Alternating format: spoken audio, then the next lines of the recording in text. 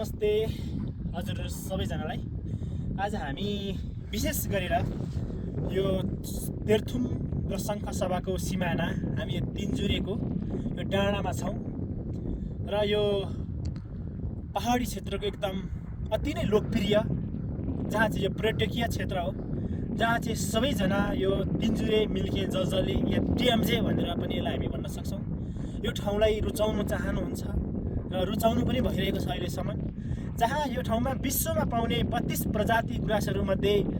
यो तिनजुरे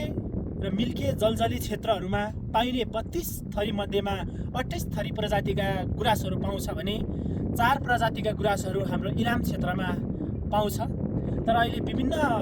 हामीले यो खोज अनुसन्धानहरू पनि यहाँ गरिरहनु भएको हामीले जानकारी पाइरहेका छौँ र यो गुराँसहरू अहिले केही हदमा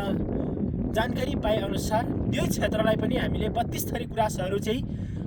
यहाँ फुलाउने भन्ने खालको चाहिँ यहाँ पर्यटकीय क्षेत्रमा रहनुभएका व्यक्तिहरूले जानकारीहरू एकताल दिनुभएको थियो र उहाँहरूले त्यो कोसिस गरिरहनु भएको छ होला। र यो भन्दै पनि हामी हजुर सबैजनालाई के आह्वान गर्न चाहन्छौँ भने चाहिँ यो तिनजुरे मिल्के जलजली क्षेत्रहरूमा पर्यटकीय स्थलमा चाहिँ हजुरहरू घुमेर यहाँको चाहिँ यो पर्यटकीय क्षेत्रको स्थलगत अनुगमन गरेर हजुरहरू एकदम रमाइलोसँगले यो ठाउँलाई भ्रमण गर्नुहोस् भन्ने हाम्रो चाहिँ आग्रह रहन्छ। किनकि यो एकदम यो तिनजुरे मिल्के जलजले चाहिँ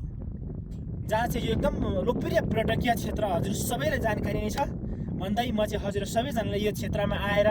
यो क्षेत्रको